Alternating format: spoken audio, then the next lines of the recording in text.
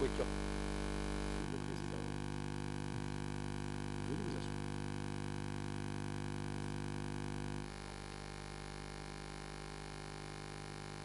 Reprise de l'audience. Et à présent, l'accusation a la parole pour la suite de l'interrogatoire, Lieutenant. Merci, Monsieur le Président. Je vais essayer d'aller plus vite et découvrir autant de sujets que je peux aujourd'hui, et en laisser un peu moins demain. La dernière question qui avait été posée, Monsieur le témoin, était de savoir si votre père se rendait régulièrement à Phnom Penh, et vous aviez dit oui. Est-ce que votre père se rendait seul à Phnom Penh, ou y avait-il d'autres cadres du comité de secteur qui l'accompagnaient habituellement?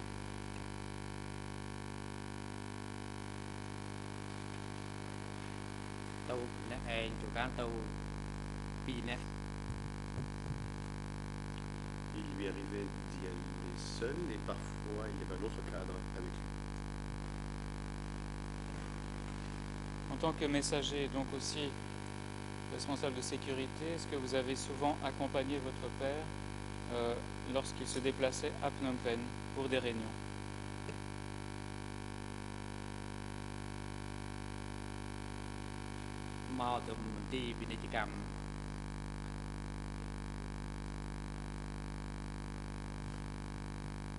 Je ne suis allé qu'au bureau de commerce et je pouvais l'attendre là-bas. Mais est-ce que vous y alliez souvent à Phnom Penh? C'était ça la question. Je sais, j'imagine que vous ne participiez pas activement aux réunions, mais est-ce que vous accompagnez votre père à Phnom Penh et donc jusqu'au bureau du commerce assez fréquemment?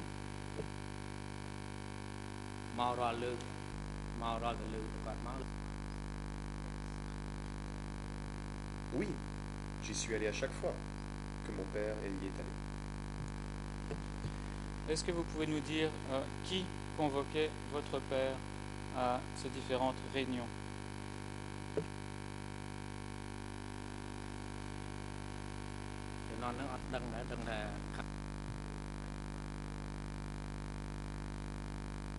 Bon, je ne sais pas qui l'y convoquait. Je savais que c'était quelqu'un de l'échelon supérieur. Je suppose que quelqu'un de l'échelon supérieur l'avait fait.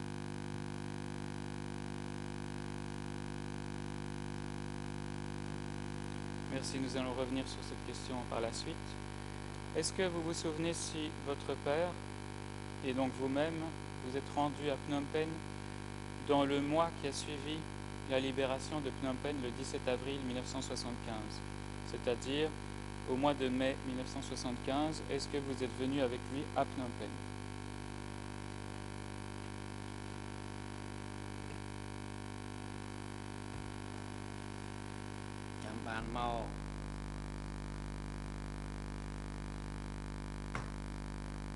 Je m'en souviens. Pouvez-vous nous dire à quel type de réunion ou de rassemblement votre père a participé en mai 1975?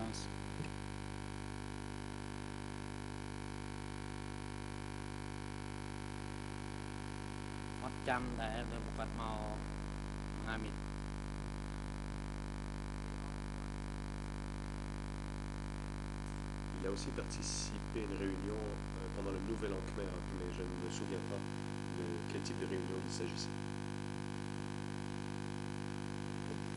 Merci. Lorsqu'il s'est déplacé à Phnom Penh en mai 1975, est-ce que Ta Saroun l'accompagnait?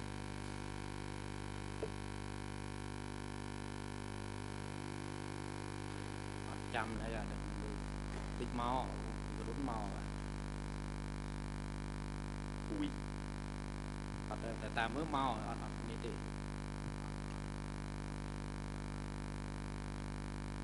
je ne suis pas certain, mais je pense qu'il a pu être avec Ta Saroun à ce moment-là. Est-ce que vous vous souvenez où avait eu lieu ce grand rassemblement, ou ce rassemblement en mai 1975 à Phnom Penh?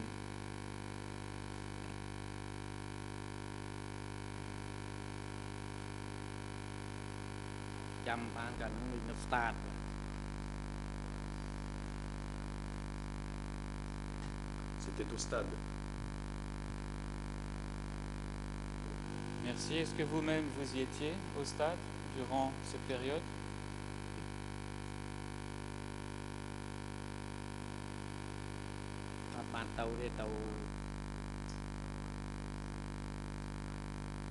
Non.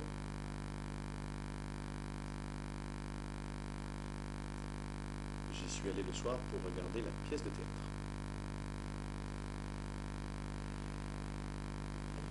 Merci. Je voudrais maintenant en venir à d'autres types de réunions qui ont lieu par la suite. Qui votre père rencontrait-il en général à Phnom Penh parmi les dirigeants du parti lorsqu'il s'y rendait? Si vous le savez.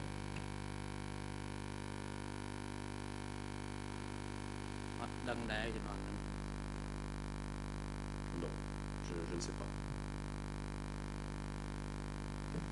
Est-ce que vous savez à quel endroit il allait pour les réunions auxquelles il participait?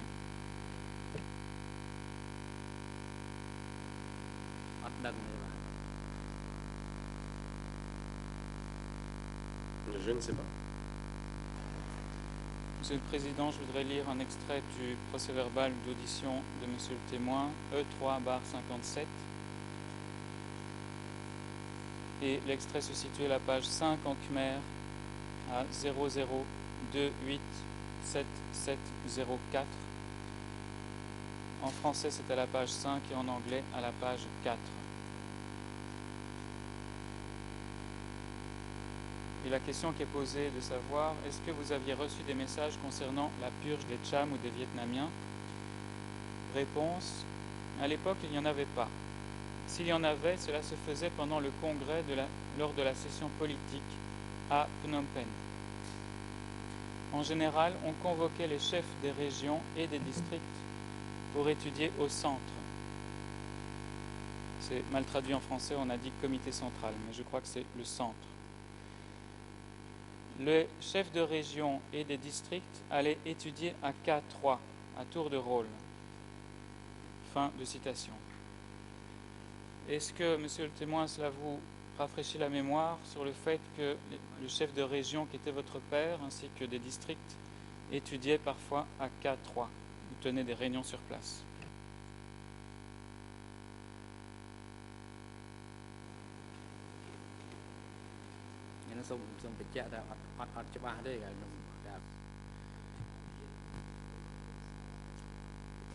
J'aimerais rappeler que je ne suis pas certain.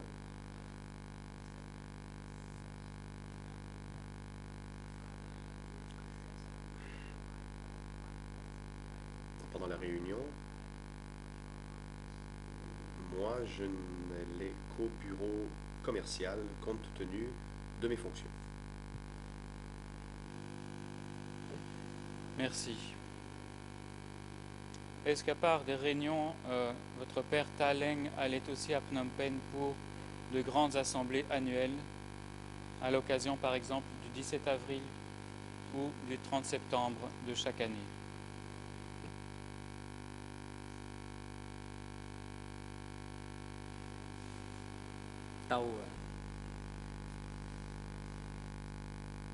Oui.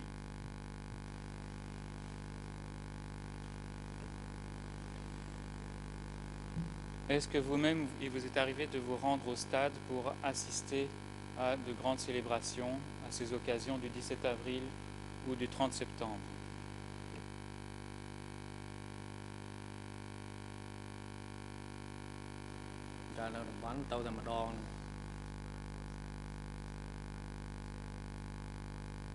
Quand j'étais au secteur, je n'y suis allé qu'une seule fois. Qui parmi les dirigeants que vous connaissiez depuis B20 a pris la parole lorsque vous avez assisté à une de ces grandes assemblées?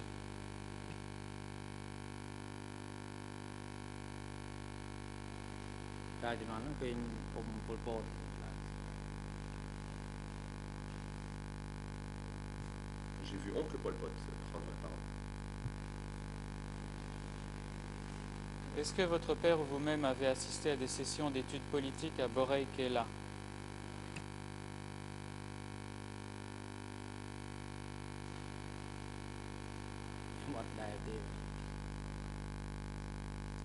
Non.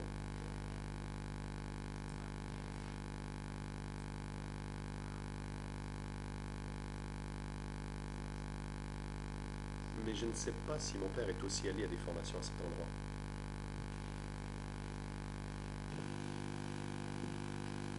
Merci. Une fois que votre père rentrait de Phnom Penh, après des réunions, des rassemblements, est-ce qu'il était d'usage que votre père convoque une ou plusieurs réunions du secteur 105 pour expliquer à ses cadres et aux membres du secteur 105 les instructions qu'il avait reçues?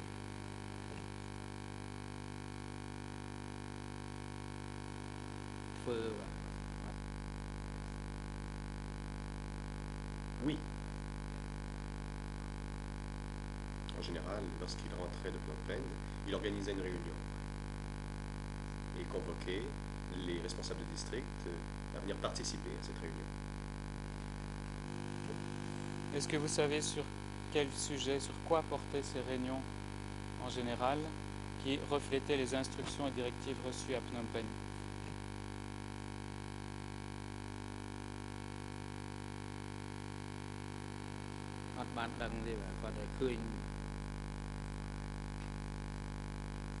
Je ne sais pas de quoi il était discuté lors des réunions.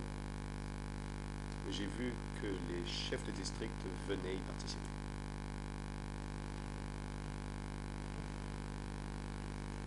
À part votre père et le cadre qui l'accompagnait à Phnom Penh, est-ce qu'il y avait d'autres occasions où des cadres du secteur 105 devaient se déplacer à Phnom Penh, donc d'autres cadres à part votre père, pour des réunions ou des formations?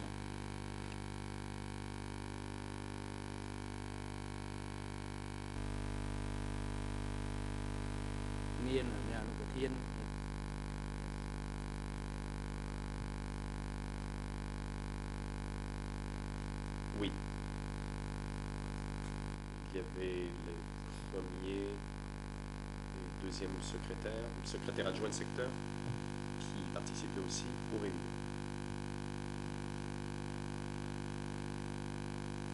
Est-ce qu'il était fréquent que des cadres du secteur 105, convoqués à des réunions à Phnom Penh, ne reviennent plus ensuite au secteur 105?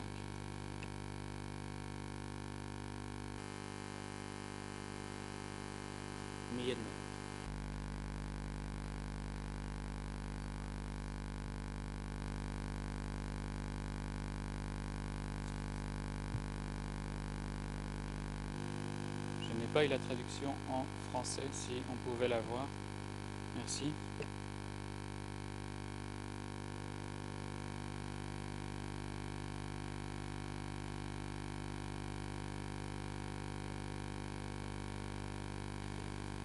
Oui.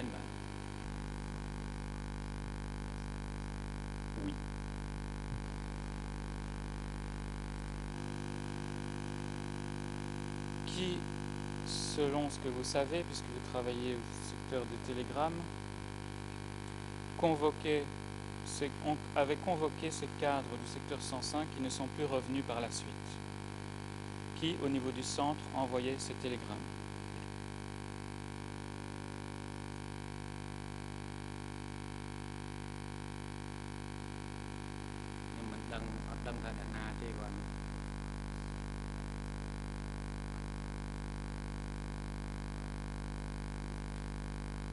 Je ne sais pas. En général, les télégrammes étaient envoyés à 870, ou étaient adressés sur notre interprète à 870. Oui, merci. Ça, ce sont les télégrammes envoyés par le secteur à 870. Mais ici, il s'agit de convocations à des réunions au centre, et donc des convocations venant du centre. Et donc, est-ce que c'était 870 ou est-ce que c'était des individus particuliers qui envoyaient ces convocations?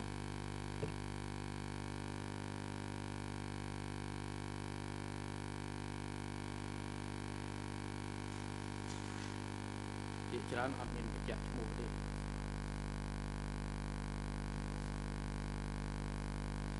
En général, il n'y avait aucun nom de mentionné dans la lettre ou sur l'enveloppe. C'était marqué 870. Merci. Je vais lire un extrait de votre procès-verbal d'audition E358. C'est le premier procès-verbal d'audition daté du 21 novembre 2008. C'est à la page 4 en Khmer, IRN 00239937. En français, c'est la page 4 et en anglais également page 4. Et voilà ce que vous avez déclaré aux enquêteurs. Je cite, « À part cela, Nuon Chea a envoyé à la région, comme à Ta So Pir, membre de la région chargé de l'armée ou chef de l'armée de région, ou à mon père et à d'autres des messages dactylographiques dans lesquels ils ont été convoqués à des formations à Phnom Penh. Mon père et Ta Kampun, adjoint à la région, ont été exécutés à la formation ultérieure. Avant la convocation de ces derniers à la formation, il y avait eu une dactylographie en lettres normales, non confidentielles, de la part de Nuon Chea, adressée au bureau K17, pour convoquer à une formation l'adjoint de la région chargé de l'éducation, nommé Ta So Kim An Ayas Mei, et un chef de district nommé Cham. Et ils ont également disparu pour toujours. Fin de citation. Est-ce que vous vous souvenez de ce que vous avez dit et comment savez-vous que c'était Nuon Chea qui envoyait ces convocations?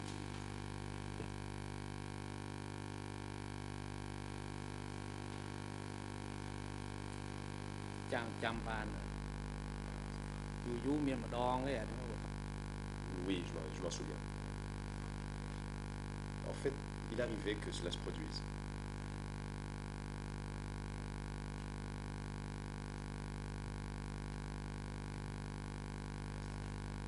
Et quand 870 lui envoyait une lettre, il était écrit dessus Nuon ou Ham.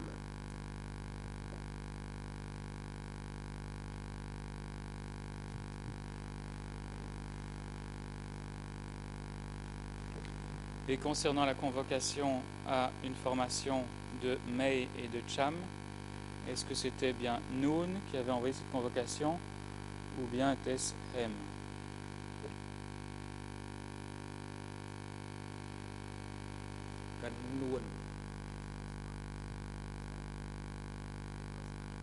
C'était oncle Nuon. C'est oncle Nuon qui demandait qu'on envoie des hommes ou des forces. Et concernant Ta Chun, C-H-U-O-N,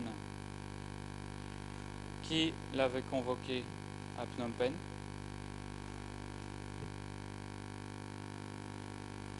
Ils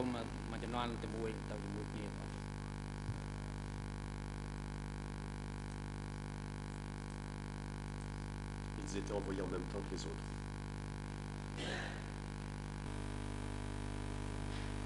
Est-ce que vous vous souvenez si Ta Chun ainsi que Mei et Cham ont été arrêtés lorsque vous étiez toujours au secteur 105, c'est-à-dire avant la mort de votre père?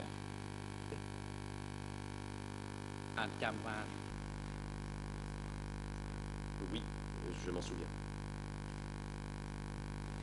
Pour les besoins de la transcription, Monsieur le Président, nous avons au dossier un document E3-1645 où apparaît notamment le nom de Ta Chun sous le numéro 128 de cette liste de prisonniers de S21 datée du 23 novembre 1977.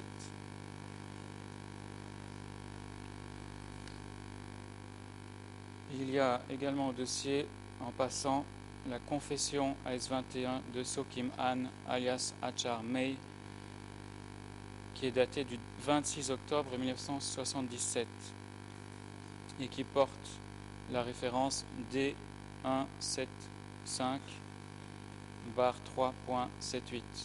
D175/3.78.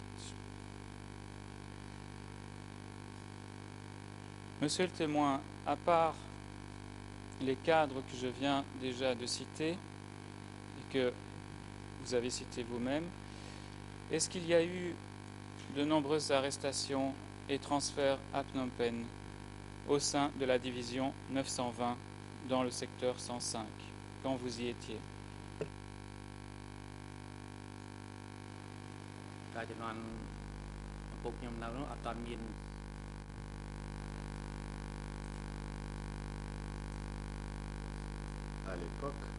il n'y avait pas encore eu beaucoup d'arrestations. Seules ces 3 personnes avaient été arrêtées.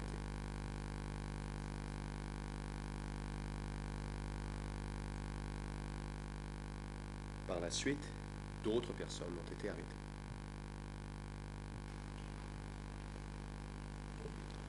Merci. Je vais revenir sur ce point. À partir de quelle période avez-vous commencé à travailler au décodage des télégrammes dans le secteur 105? Est-ce que c'était, comme je crois que vous l'avez dit ce matin, déjà avant avril 75 ou après avril 75?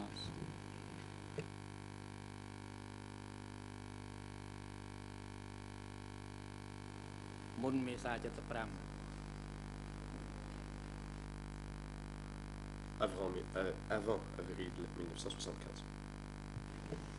Donc est-ce que votre père recevait des télégrammes du centre avant 1975? Quand je dis centre, ça pouvait être de l'endroit où les dirigeants des Khmers rouges de l'époque se trouvaient, et pas Phnom Penh, bien sûr.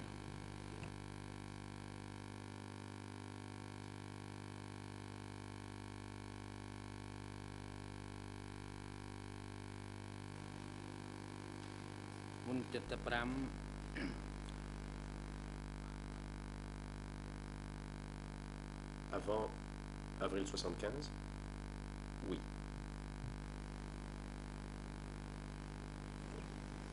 Est-ce que vous savez sur quoi portait ce télégramme que vous étiez chargé de décoder? Quelles était en général la teneur de ces télégrammes?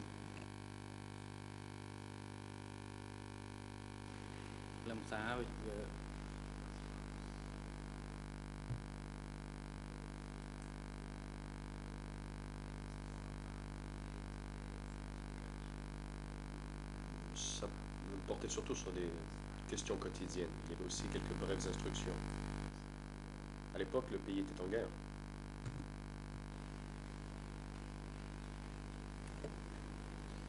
Est-ce qu'à l'époque, parmi les instructions, parlait-on déjà des ennemis qu'il fallait identifier?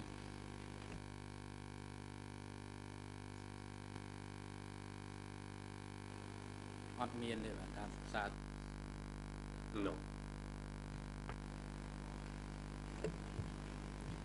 À partir de quand en a-t-on parlé? Est-ce que c'était après 75, si c'était le cas?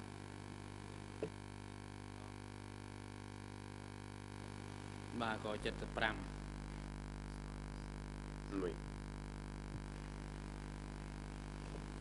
Concernant votre qualification en tant que décodeur et encodeur de télégrammes, est-ce qu'à un moment donné, vous êtes allé à Phnom Penh pour une formation complémentaire sur les codes secrets des télégrammes entre 75 et fin 77?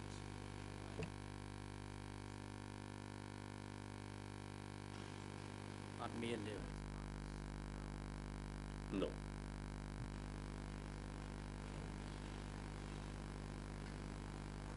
Est-ce que vous pourriez expliquer très rapidement à la Chambre quelle était la procédure par laquelle les télégrammes qui étaient reçus étaient ensuite décodés au secteur 105? Comment concrètement cela se passait-il lorsqu'un télégramme venant du centre arrivait au secteur 105? Les différentes étapes de ce processus de décodage.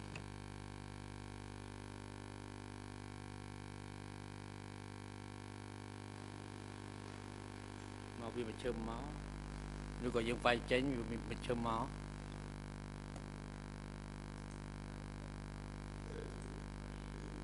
Pouvez-vous m'expliquer, vous parlez ici des télégrammes envoyés au centre ou les télégrammes qui provenaient du centre?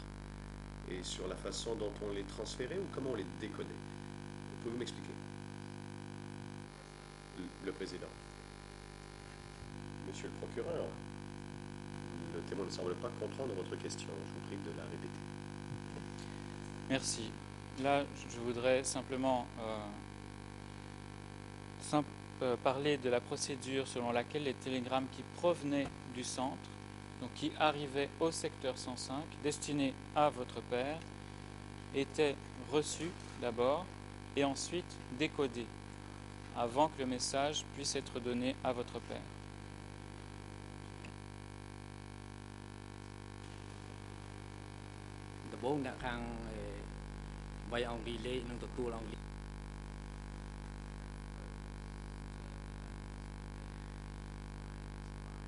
D'abord, la lettre était recopiée par des dactylographes. Puis, les décodeurs de télégrammes étaient affectés à cette lettre, séparément du groupe. Ceux qui déchiffraient les télégrammes s'occupaient de le faire. Et ensuite, pour les codes secrets, seules certaines personnes connaissaient les codes. Ceux qui recevaient les télégrammes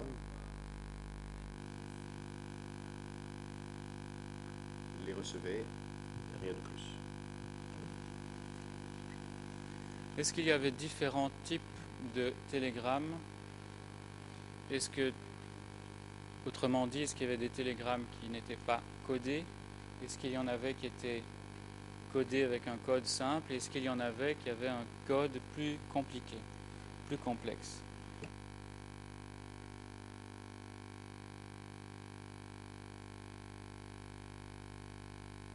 Il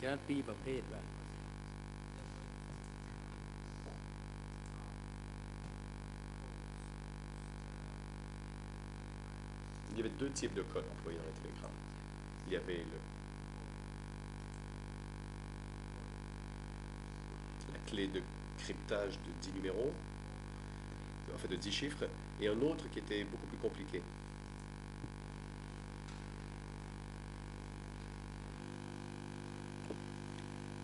Est-ce que vous-même maîtrisiez l'ensemble de ces codes ou bien y avait-il des codes qui étaient trop complexes et auxquels vous n'aviez pas accès?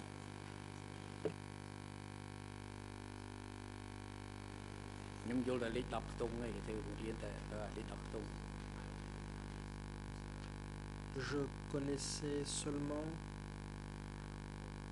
le système de codage à 10 chiffres, mais pas les autres techniques.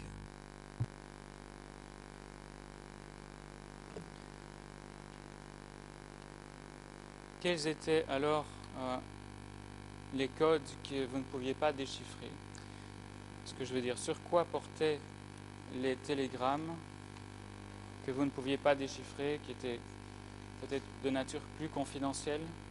Est-ce que vous pouvez nous en dire quelque chose? Est-ce que votre père vous en a parlé?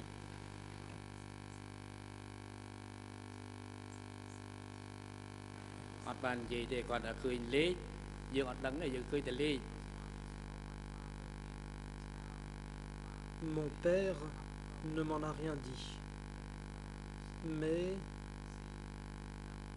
l'on voyait sur les télégrammes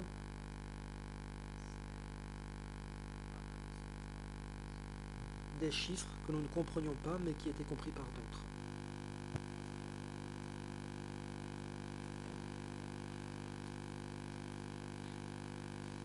Vous avez dit devant les juges d'instruction, c'est le document E3/58,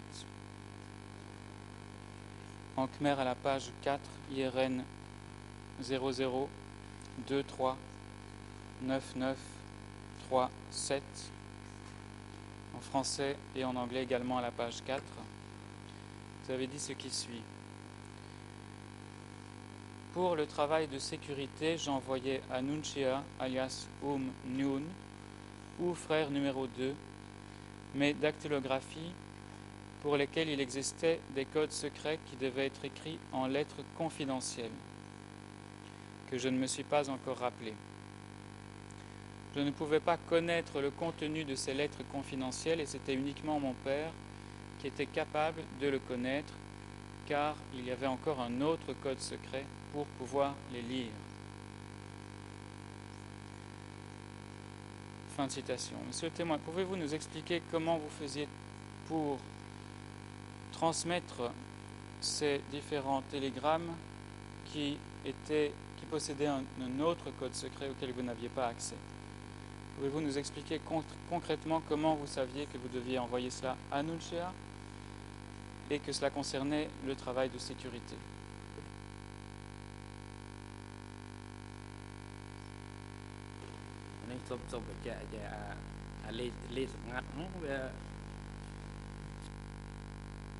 Une précision. Les cryptages étaient sous forme numérique. Par exemple, 102. On ne savait pas ce que ça voulait dire. Mais si l'on regardait le titre, on voyait que c'était adressé au frère numéro 2. Nous ne décodions pas le nombre parce qu'il fallait un autre niveau de décodage qui ne relevait pas de ma responsabilité. Je maintenais le nombre inchangé. Quant au titre, nous ne le gardions pas sur place, il fallait le décoder. Si le message était adressé à une personne particulière, nous décodions le message. Donc en général, on décodait pour passer d'un nombre à des lettres. Et nous devions rassembler ces lettres pour comprendre le message. Merci. Alors, je vais poser encore d'autres questions sur ces télégrammes qui provenaient du centre du parti ou qui étaient envoyés par votre père du secteur 105. Pouvez-vous nous dire qui, au sein du secteur 105, à part votre père, avait le droit de communiquer directement par télégramme avec le centre du parti? Est-ce qu'il y avait quelqu'un au sein du secteur 105, à part votre père, qui pouvait communiquer avec le centre du parti par télégramme?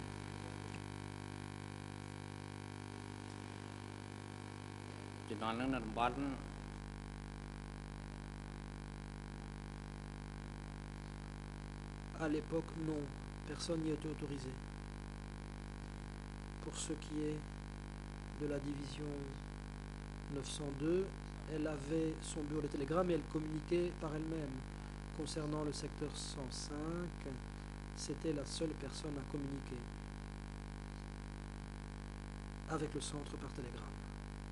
Merci. En passant, puisque la division 920 avait également un bureau de télégramme, est-ce qu'il y avait des télégrammes qui étaient échangés entre le secteur 105 et le commandement de la division 920?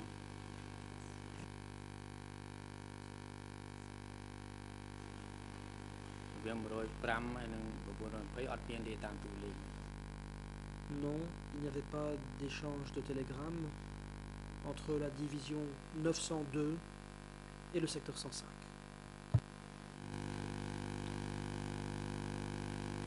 Est-ce que vous savez, vous avez parlé tout à l'heure du bureau 870 du centre du parti. Est-ce que vous connaissiez les fonctions de ce bureau 870?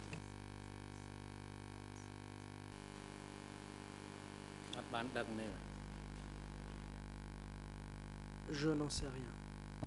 Si vous n'en connaissez pas les fonctions, est-ce que vous savez quel cadre ou quel dirigeant travaillait au bureau 870 du centre? C'est-à-dire, quand un télégramme était adressé au bureau 870, saviez-vous qui effectivement le recevait?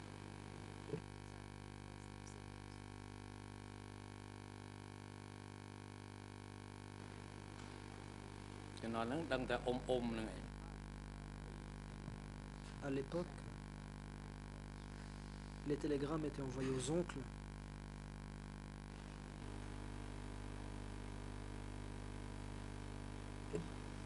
Et ici, quand vous parlez de homme-homme, des oncles, savez-vous ce que cela recouvrait? Qui étaient ces oncles?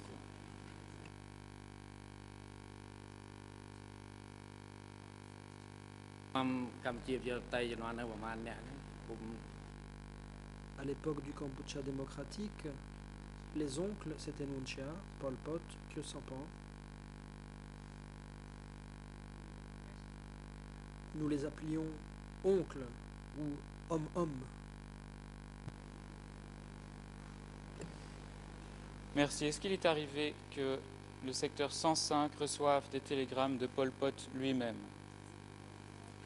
Ou bien que le secteur 105 adresse des télégrammes à Pol Pot nommément, sans mentionner le terme générique de bureau 870.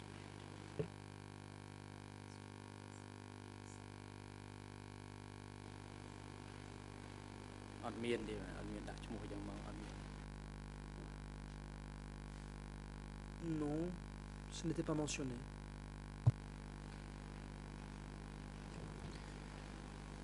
Vous avez mentionné tout à l'heure que Nunchia envoyait des convocations à des réunions, à des cadres du secteur 105. Et j'ai lu un extrait où vous avez dit que des messages confidentiels étaient adressés à Nunchia concernant le travail de sécurité.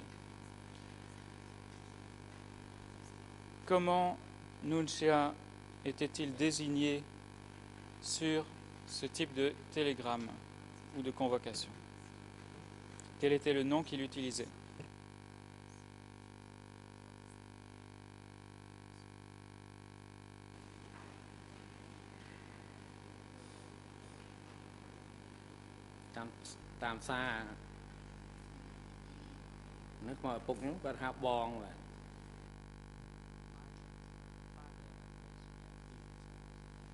Dans les télégrammes, mon père l'appelait Bang. Moi, je ne l'appelais pas comme ça, mais mon père l'appelait ainsi, frère ou Bang.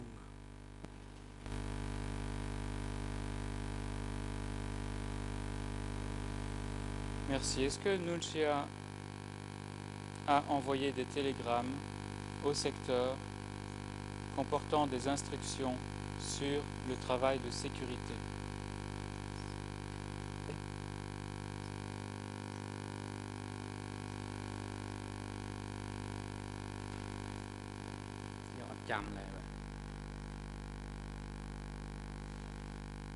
Je ne m'en souviens pas. Je vais lire, Monsieur le Président, avec votre permission, un extrait à nouveau du procès-verbal d'audition de Monsieur le témoin qui porte la référence E3/58. E3/58, en Khmer, c'est la page 4. IRN 00239937. En français, page 4, et en anglais, page 4 également. C'est un extrait qui suit celui que j'ai lu tout à l'heure, dans lequel il était dit que pour le travail de sécurité, vous envoyez à Nunchia vos télégrammes pour lesquels il existait des codes secrets. Alors je vais lire un autre extrait. Je cite.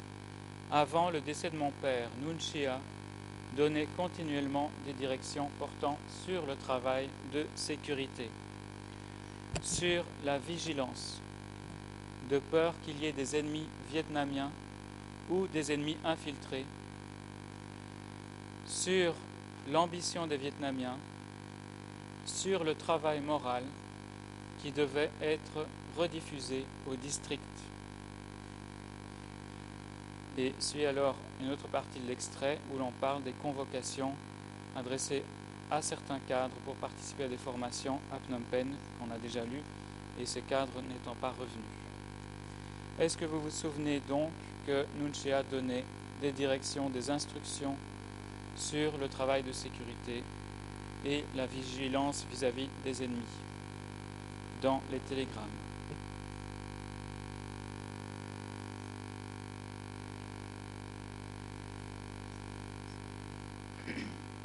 នឹងចាំបានហើយដល់តិណែនាំនេះជាធម្មតាដូចការរំលឹកអញ្ចឹងអាហ្នឹងគេទៅ Je me souviens de certaines instructions.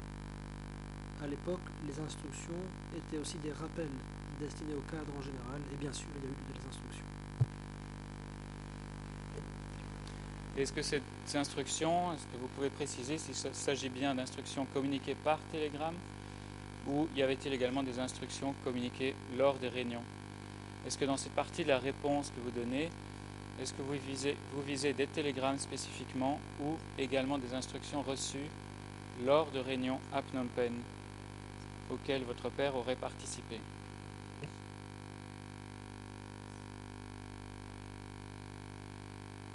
ទទួលតែម្ដងក៏ខ្ញុំបានដឹងដែរតែតាមទូលេខមានការណែនាំឲ្យប្រុងប្រយ័ត្នអីចឹងនឹងជាធម្មតាដូចថា Des instructions étaient données par télégramme comme quoi il fallait accroître le niveau de vigilance. À l'époque, la situation était très exigeante et nous devions nous conformer aux instructions. Merci. Quand vous parlez de vigilance vis-à-vis des ennemis, de quoi parlez-vous? Que voulait dire ce terme vigilance sous les Khmer rouges à l'époque?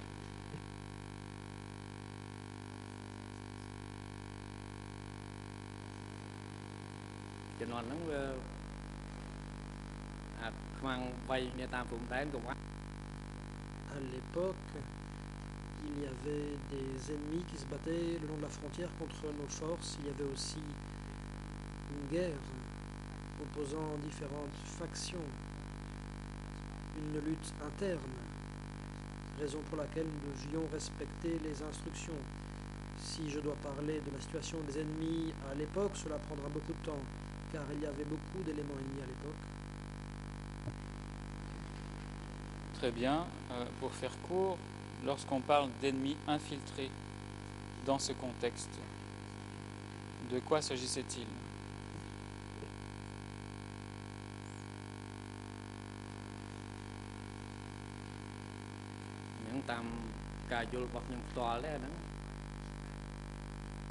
D'après ma compréhension personnelle des choses,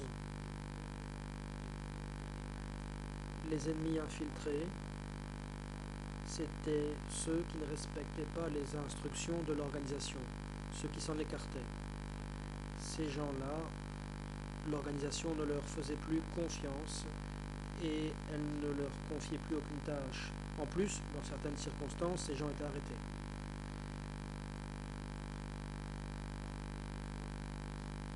Il s'agissait de ceux qui avaient une opinion différente. Ce n'étaient pas les ennemis vietnamiens de la frontière contre qui l'on combattait. Est-ce que certains cadres dans le secteur 105 ont pu être accusés d'être des espions ou des traîtres au parti?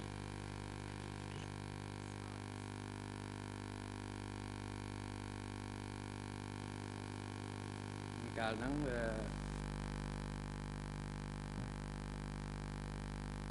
l'époque,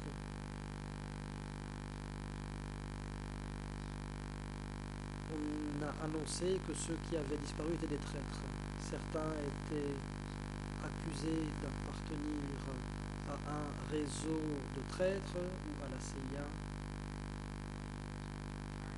May a aussi été accusé d'appartenir à un réseau de la CIA. May a aussi été accusé d'être associé à l'ennemi vietnamien. Merci pour ces précisions. Alors, est-ce que le secteur 105 recevait-il, en plus des télégrammes qui étaient signés 870, des télégrammes d'un dénommé Deun, D-O-E-U-N?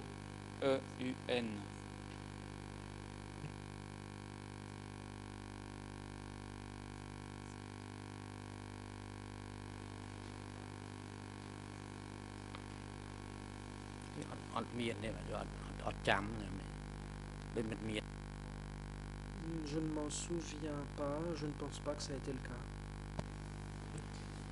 Est-ce que le secteur 105 a reçu des télégrammes de Khieu Samphan lui-même?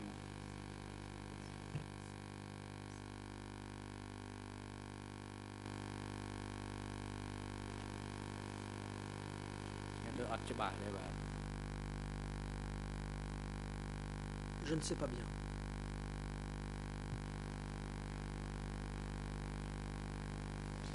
Je vais lire, Monsieur le Président, avec votre autorisation, un autre extrait du même procès-verbal d'audition E3/58, toujours à la page 4 en Khmer, IRN 00239937, page 4 en français et en anglais également.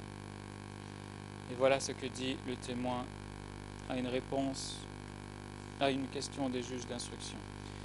Je cite, « Si c'était les questions de matériel, de santé ou d'action sociale et celles en dehors de la question de sécurité, il fallait taper des écritures normales, non confidentielles, et les envoyer à Khieu Samphan, alias Hem. Et quand il donnait des directions et me les renvoyait, il y apposait sa signature et marquait son nom, Hem.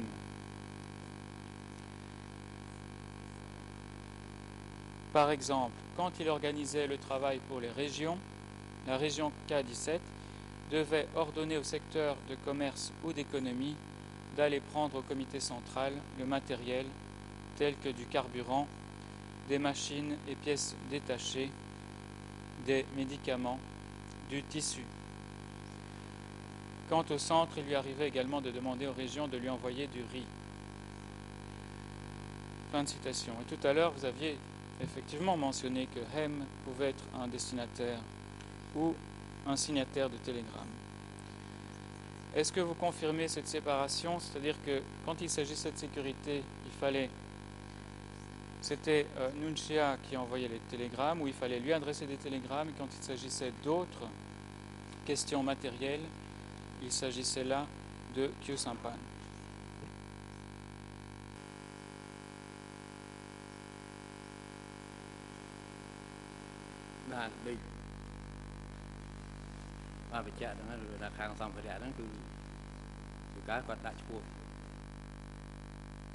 Comme je l'ai dit,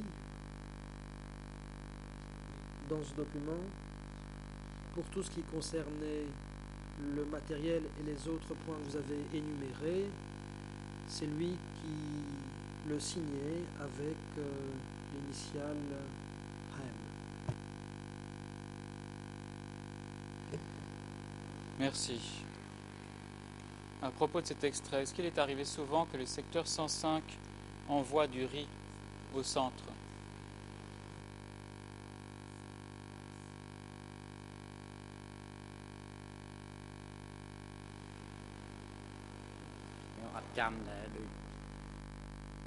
Je ne m'en souviens pas.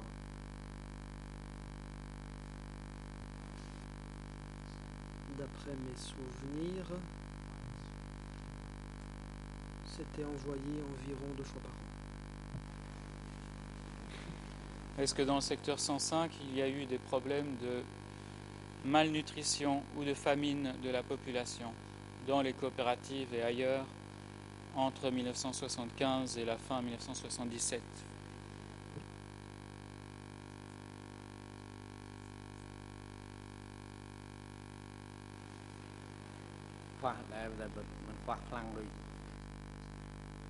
Oui. La malnutrition, les pénuries alimentaires sévissaient, mais la situation n'était pas désespérée.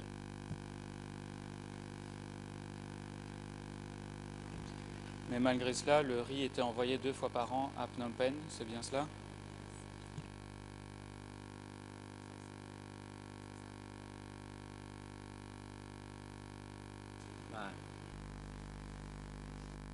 Effectivement. J'aimerais maintenant montrer un certain nombre de télégrammes à Monsieur le témoin, puisqu'il a travaillé au service d'encodage et de décodage des télégrammes de son père. Et avec votre autorisation, Monsieur le Président, je voudrais lui montrer et ainsi qu'afficher le document E3 bar 1191, E3 bar 1191, et commencer par celui-là avant d'autres télégrammes.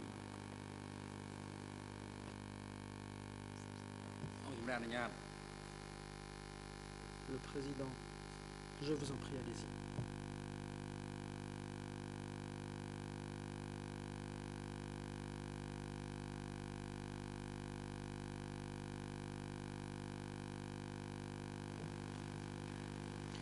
Alors les télégrammes que je vais montrer sont assez courts.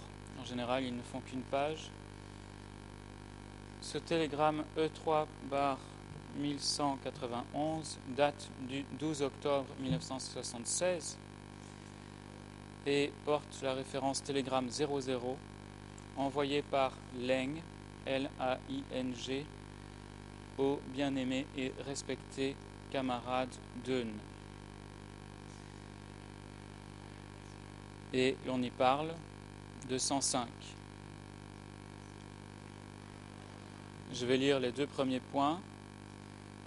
Premièrement, nous sommes arrivés à 105 le 11 octobre à 3 heures de l'après-midi. 2. J'ai encore changé mon nom. Je dois m'appeler désormais le camarade Chan. En français, il y a une erreur, il est marqué Pan, mais en fait en anglais et en khmer, c'est bien Chan, C-H-H-A-N. Je vous prie d'utiliser impérativement le nom de camarade Chan, C-H-H-A-N, etc. Alors, monsieur le témoin, il s'agit d'un télégramme reçu au centre et donc décodé au centre. Malgré tout, est-ce que l'expéditeur Leng sur ce télégramme est votre père?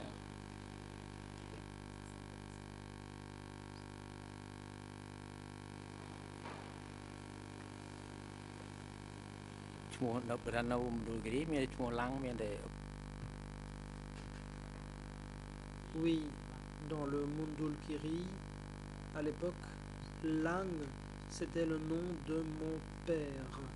C'était le seul nom. Concernant ce télégramme-ci, je ne l'ai jamais vu à l'époque. Si vous n'avez pas vu ce télégramme-ci, est-ce que vous pouvez cependant nous dire si les différentes mentions qui se trouvent sur ce télégramme correspondent au télégramme que vous décodiez ou encodiez à l'époque? C'est-à-dire, au-dessus, vous voyez un numéro, télégramme 2.00.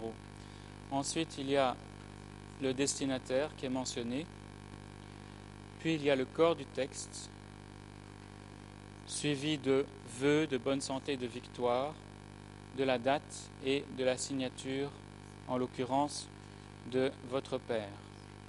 Est-ce que vous reconnaissez ce type de format concernant les télégrammes qui étaient expédiés du secteur 105?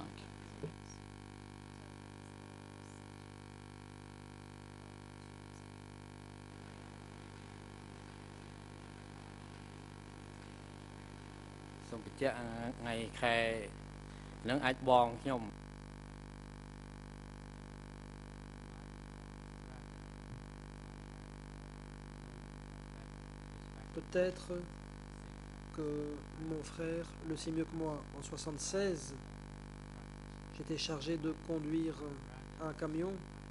À l'époque, c'était mon frère qui s'occupait de ce genre de travail. Merci. Quel était le nom de ce frère?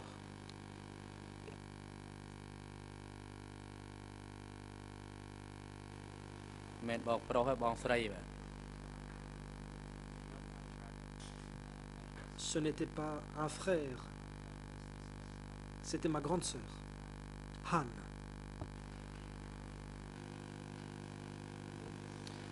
Merci. Dans ce télégramme, Leng, votre père, dit qu'il doit désormais s'appeler Chan, C-H-A-N. Et il répète une deuxième fois qu'il faut maintenant utiliser impérativement ce nom pour communiquer avec lui. Est-ce que vous avez entendu ce nom de Chan qui était utilisé par votre père dans des télégrammes?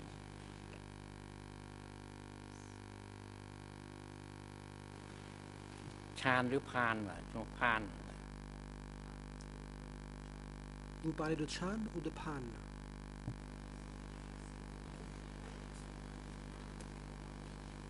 En anglais, il est marqué Chan, C-H-A-N, et en français, une fois, il est marqué Pan, P-H-A-N, et une autre fois, Chan. Alors, je ne sais pas s'il s'agit d'un problème d'interprétation, de traduction.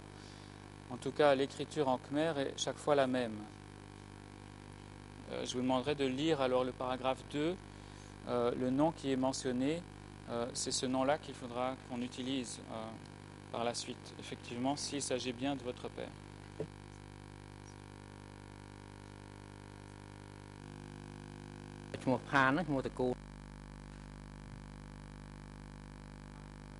Pan, c'était le nom de famille de mon père. Pan était le nom de mon grand-père. En ce qui concerne mon père, je ne pense pas qu'il ait jamais changé de nom pour se faire appeler Chan. En tout cas, je n'en savais rien. En 1976, ma grande sœur était proche de mon père. Elle travaillait sur ce genre de choses et elle devait le savoir mieux que moi. Merci. Alors, je voudrais montrer un autre document qui est un télégramme qui porte la référence E3 bar 1192, E3 bar 1192, qui date du même jour, du 12 octobre 1976, qui est également une page unique et qui est envoyé par Leng au cher frère Noon. Alors on sait que le témoin n'a pas vu ce document, probablement puisqu'il s'agit de la même date, mais malgré tout, il y a un certain nombre de questions qu'on pourrait poser, étant donné qu'il a travaillé au service des télégrammes.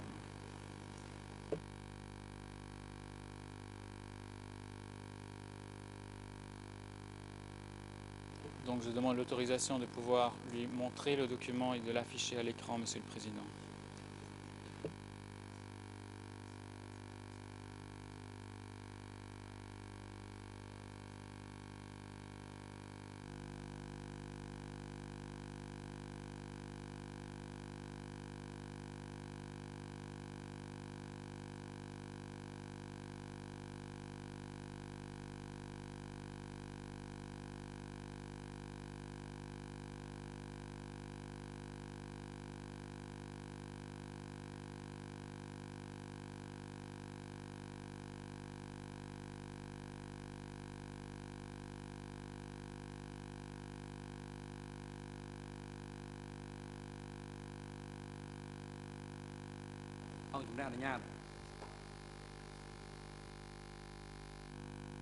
Le président, je vous en prie.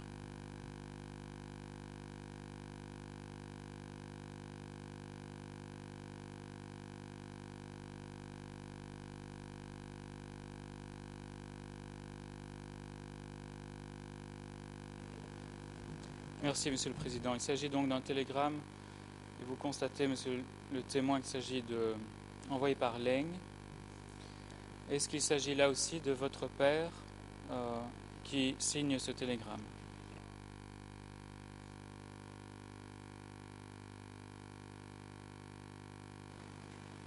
Ban. Oui.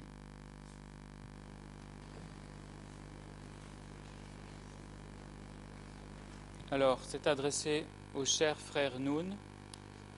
Pouvez-vous nous dire quel est le nom de cette personne? Tout à l'heure, vous avez dit que Noon, ce serait Noon Shea. Est-ce que vous confirmez cela sur ce télégramme?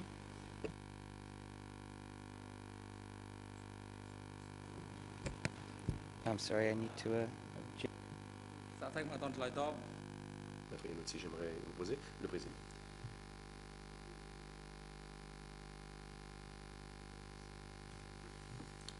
Monsieur le témoin, veuillez attendre. La parole est à l'accusation. à la défense. Maître Iannuzzi. Merci, Monsieur le Président. Je pense d'abord que la première question devrait être, le témoin a-t-il déjà vu ce document? Car il a dit lui-même qu'à l'époque, il n'était le chauffeur, il n'était pas décodeur. Donc on pourrait d'abord voir si il connaît ce document. Bien évidemment, il connaît le nom de son père.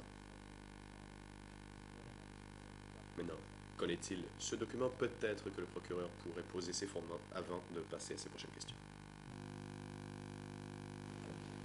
Monsieur le Président, je crois avoir expliqué tout à l'heure, s'agissant d'un télégramme qui porte la même date que le précédent, qu'il s'agit probablement de sa sœur qui aura encodé ce télégramme. Donc j'ai bien expliqué que je ne pensais pas que le témoin l'avait vu. Par contre, j'aimerais savoir si le témoin peut nous dire si c'était la façon dont son père s'adressait à Nunchia, de le désigner par les mots « cher frère Nun ». Well, I could tell you that. Maître Iannuzzi, écoutez, moi je peux vous dire que mon client s'appelle Nunchia. Et je peux vous dire que le père du témoin est Len. Mais je ne vois pas vraiment à quoi sert l'exercice auquel on se prête. Car le document est évident. Et on n'a toujours pas demandé au témoin s'il a déjà vu le document. Il a déjà dit qu'à cette date-là, il ne décodait pas de document. Enfin, de télégramme, il avait d'autres tâches. Je pense donc que nous devons à chaque fois garder le contexte temporel à l'esprit et quelles étaient les fonctions du témoin à l'époque. Et je ne vois pas d'intérêt.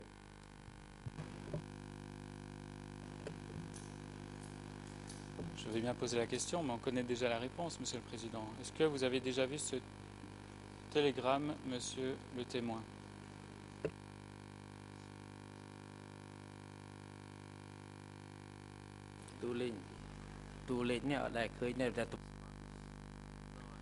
Non, je ne l'ai jamais vu. Mais je peux dire que le format m'est familier. Car c'est ma sœur aînée qui s'en occupait alors que moi j'étais chauffeur. Merci. Et lorsque vous avez été chargé d'encoder des télégrammes, vous avez dit que votre sœur a travaillé avec votre père pour une courte période sur les télégrammes. Par la suite, lorsque vous l'avez fait, est-ce que vous reconnaissez sur ce télégramme la façon dont votre père s'adressait à Nunchia?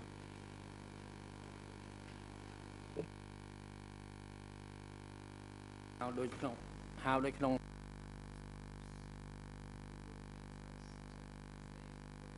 il utilisait la même formule. Il s'adressait à lui comme par bang. Merci. Au point 2 de ce télégramme, il est indiqué ceci, je cite, « Nous avons désigné une équipe chargée des affaires commerciales pour Phnom Penh. Camarade Chun la recevra. » Chun est C-H-U-O-N. Est-ce qu'il s'agit bien du même camarade Chun dont vous avez déjà parlé auparavant, qui était membre du comité du commerce du secteur 105?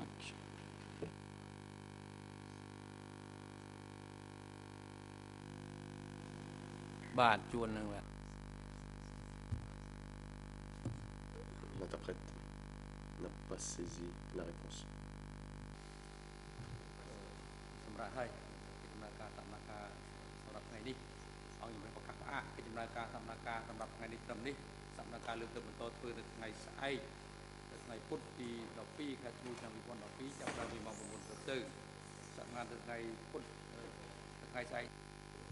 Mais voilà, qui met fin à l'audience.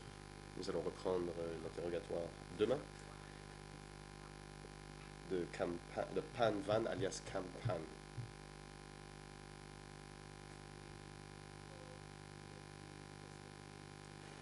Et nous aurons la déposition de TCCP 1 par liaison vidéo après la comparution du témoin que nous avons devant nous. Monsieur Panvan, votre comparution n'est pas encore terminée. La Chambre veut vous entendre demain matin. Vous êtes donc invité à revenir demain.